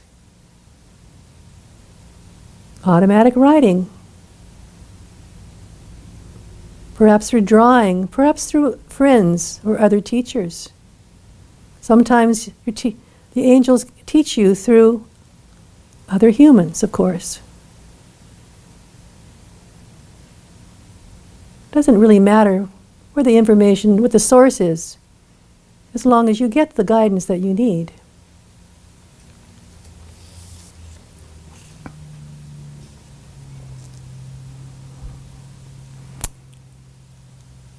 And lastly, ask your angel, what is the next step for me to take in fulfilling my karmic purpose?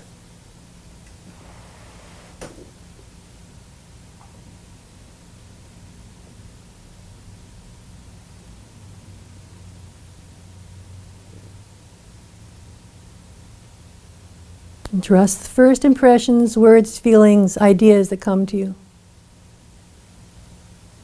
Even if it seems amazing or impossible or unbelievable. You can always analyze it later, evaluate later. Don't evaluate now.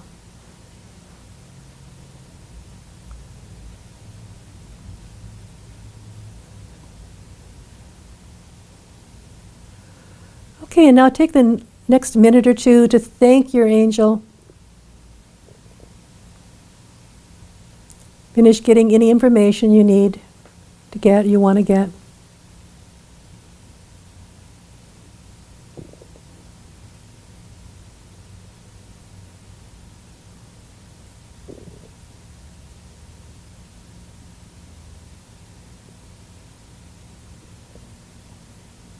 And know that you can call on your angels whenever you want. And the more often you talk to them,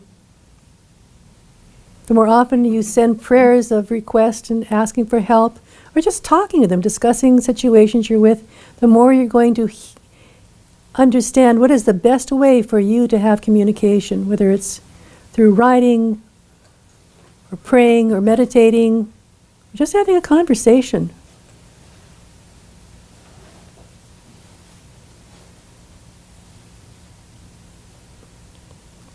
And the more you try out the guidance that you get, the more you're going to trust. Yes, this was spiritual guidance. It was coming through my guardian angel. Okay, and now say goodbye, knowing that this angel's not really going anywhere at all. And feeling gratitude, knowing that even if you didn't make contact with your guardian angel literally tonight, they're still there.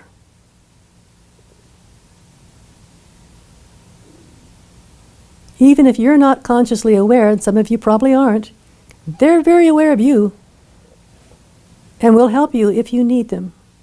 And they love to be asked. They love to be asked. They won't always give you what you want, but they will certainly give you what you need. And so now I'm going to count from 1 to 5, and when I reach 5, you're going to open your eyes and come back, bringing with you whatever you've learned, knowing that this information will expand more and more over the next hours and days in ways you can't even imagine, learning more and more about your karmic purpose and learning how to manifest it more and more clearly and powerfully as time passes. So coming back now, 1, 2, 3, 4, and wiggling your toes, beginning to stretch. 5, and opening your eyes, coming back and feeling very, very good, and much better than before. And I'm curious, how many of you did meet an angel, meet your angel? I had a sense of connection. Raise your hands. Sense of connection. How many of you didn't? How many of you just had a sense of warmth and love around you? Okay. Often the connection starts with just that feeling of love and warmth. And you might want to take much longer, because this was only 10 minutes. But if you want to really, it starts with really spending time during your meditation saying, I really want to connect with you. Please make contact. Yeah.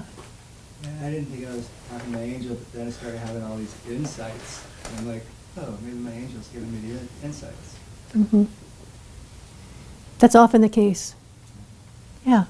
I felt that the guy or whatever was telling me that I've been allowing throughout my life moms and dads and girlfriends and boyfriends and people in general to interfere with my freedom to think and feel that's natural for me, and that I've like been controlled or I don't not being who I am.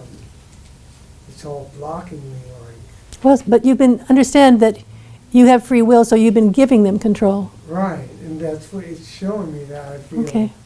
Good. So now you can take back your own power. Right, that's what I feel is being told to me. Yeah. And often angels can communicate via really insights.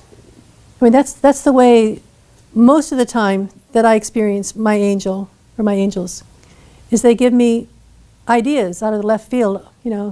Gail, you need to, well, in this case, even making arranging to come here. I don't even remember how I found out about another center, and somebody emailed me, and I was thinking, I really need to be talking about all this.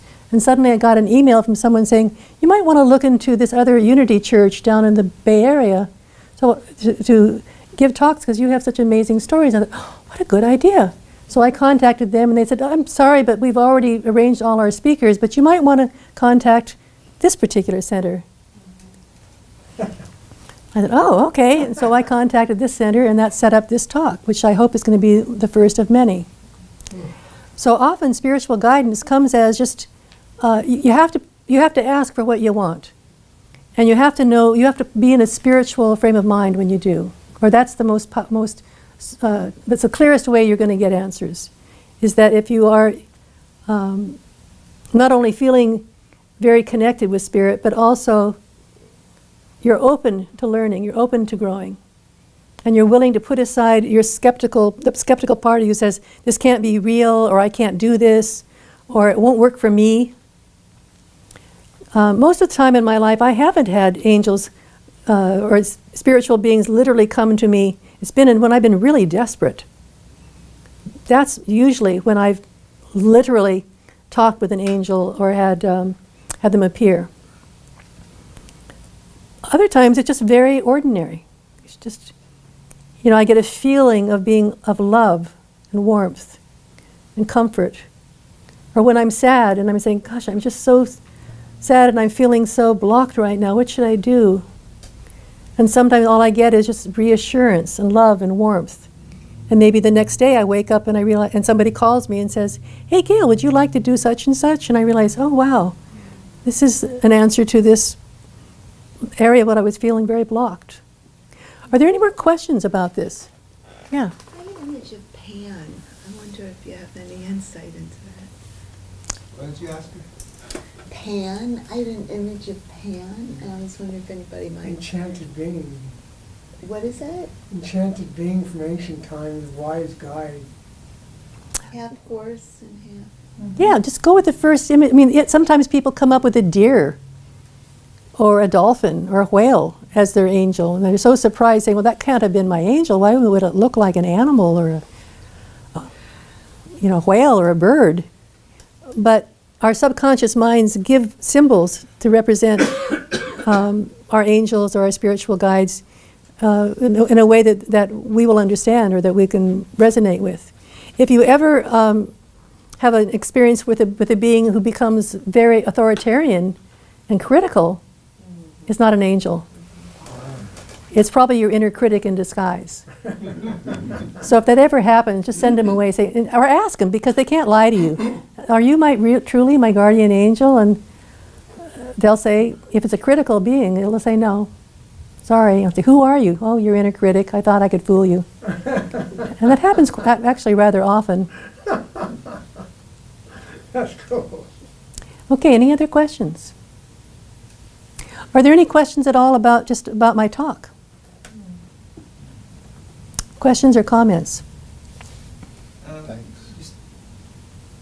Just your life was so hard. Did they ever give you any really direct insight into what your soul path was you chose with regard to your father, hating you and what that was all about? Well, what I was told by the angel in London was my primary spiritual teacher in this lifetime. I mean, he taught me so much in those few hours that I talked to him. What he told me was that before you were born, Gail, he said you were very, very ambitious, and you chose extreme amount of difficulty in this lifetime because you wanted to heal on so many different levels. He said most people's karmic path takes them, if you imagine that you're climbing a mountain of attainment in this lifetime, or a lifetime, and you're trying to climb to the top of the mountain, most people, it says, follow a path around the mountain. He says, you chose to go straight up and forge your own path. He said, it's been a very, very hard path for you. He said, but that was what you chose. And obviously what I've learned is that I'm learning lessons about forgiveness, about what causes people to become abusive, like my father was truly a child abuser. And it got me on my path of learning how to work with people who've been abused. Certainly I've worked with tons of people, many, many people who've been through abusive experiences either as a kid or as an adult. I've worked with a lot of abused women and men too. And people who've gone through incredible trauma one way or the other as an adult. But as for me, yeah, he said, this is what you set up for yourself. And he said, so, I want to help you. He said, you don't have to go through even worse, more painful things in this life unless you choose for it. He said, and understand, like I said, it's not a mistake that if you choose to go off to India because you don't want to believe me, he said, the probability is, his life is all probabilities. It's like a huge web. And we all have probable futures where you're following this certain path. At the moment where you are with all that you've learned and done and the mistakes you've made and the wise decisions you've made are going to lead you to this particular way. If you make a radical decision, you can change your future. You can change the probability. When I said, well, then I'll just change my probability by doing a lot of therapy in London and physical and emotional therapy, and he knew it was going to take a lot longer than that because I was so very screwed up. And that's why he laughed and very lovingly said, I'm sorry, but you're going to need a lot more work than 6 months. I went, what? Do you feel like you optimized all your challenges to the greater, All? soul growth? Or, maybe not all of them, but I don't know. How do you feel about it? Do you feel Well, I think that I wasn't optimizing, which is why I kept having to go through all these brushes with death, and because I was resisting so in different ways and fooling myself, lying to myself about how I was a healer and I was doing all these great things and I was working all over Europe and so on and so on, and but I wasn't telling myself the truth.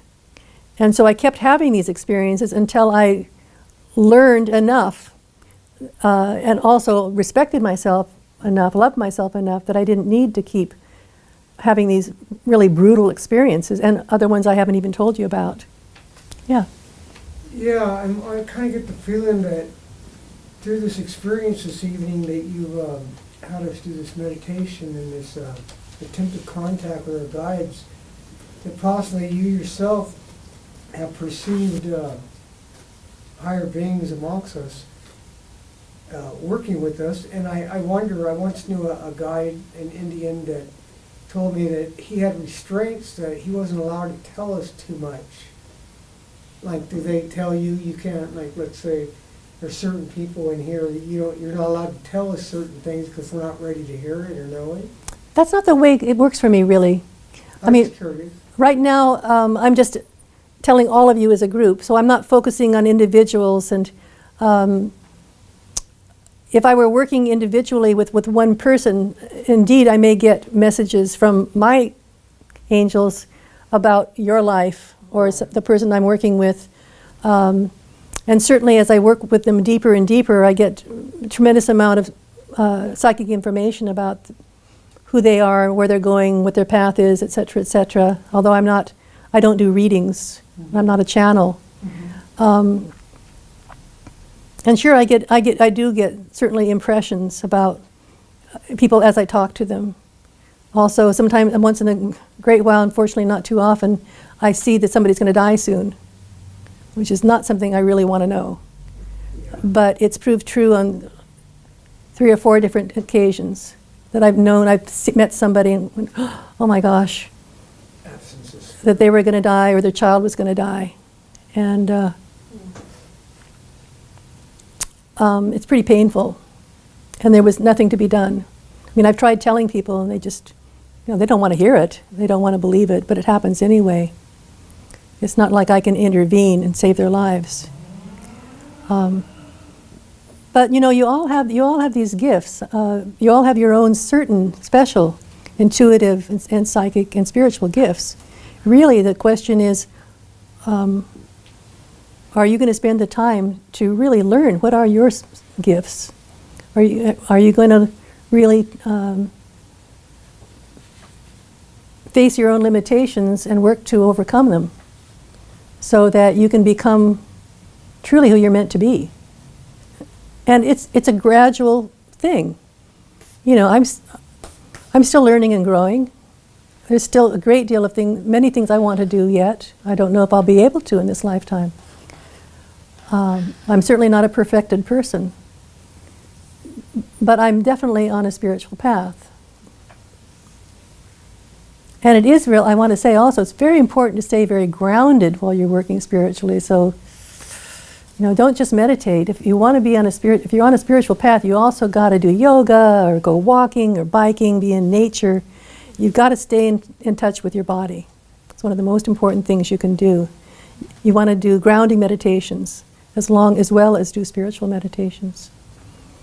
Especially if you want to hear the voice of your guides and your angels. Any other comments or questions?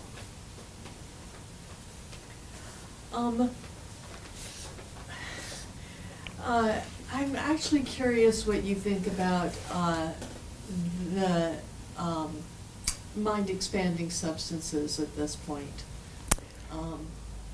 I think that they're a blessing and a curse. Yeah. If they're used wisely, they can be amazing. I mean, LSD saved my life. I was ready to check out when I was 22. I decided then, at that point, that's another story I didn't get into. I was very suicidal how old was I? 23. And I took some LSD for the first time in my life, and it was extremely strong. It was pure Sandoz acid, extremely strong. And I went into a state of cosmic consciousness and just experienced pure bliss and became one with everything for about 12 hours. And I had no idea. That was the most powerful spiritual experience I've ever had. It was amazing. And it woke me up that all is love, all is God, we are all one. Except that it didn't stay with me. Because I hadn't really done the work on myself yet to be able to hold it. But for that moment, and for maybe a year afterwards, I felt, wow, I know why I'm here. I know that spirit is real. I know that there are altered states of consciousness. I know that we are all one. But it took years before, because I went back into suicidal gloom again. And a few years later, almost died under the wheels of that truck. So yeah, I know that right now there's a lot of studies being done with LSD and psilocybin, which is wonderful, under very careful situations with people that are alcoholics and addicts or that have severe PTSD, and it's amazing, but it's being very carefully guided and controlled. So when it's used very, very carefully, it can be very healing. Did you have a unity experience, a natural unity experience, and how did that compare to your LSD unity experience? Was there any difference between the two? Not really, except I stayed longer in it with the LSD. But pretty much the same thing. I mean, all the LSD did was open my mind to what was already there. Right. Yeah. What you're describing is something similar to what I experienced when I was about 18 years old. I came across a book called Remember, Be Here Now by the famous Oh, Ram yeah, Dass. sure. And I went through it, and I spent a whole summer meditating, working with it, and I had taken some LSD and mushrooms and stuff, but I experienced a different type of consciousness to bhakti yoga that Ram Dass suggested without drugs and alcohol. And it was incredible how it affected me in a really special way, similar to the other stuff, but better. Yeah, But I wasn't able to ground myself like you just got done telling us. yeah. So I ended up being kind of off for a while. Yeah, well, I don't use psychedelics anymore because I think I've learned what I can from them. Right, me too. And but I think that for people who are spiritual seekers, if they're used carefully and wisely within really controlling the set and setting, and certainly not in a party way, No. they can be very, very healing and very positive. But you have to be awful careful because, especially nowadays, you don't know what you're getting. And that famous vine does a similar thing too. But in a different Ayahuasca, way. yeah.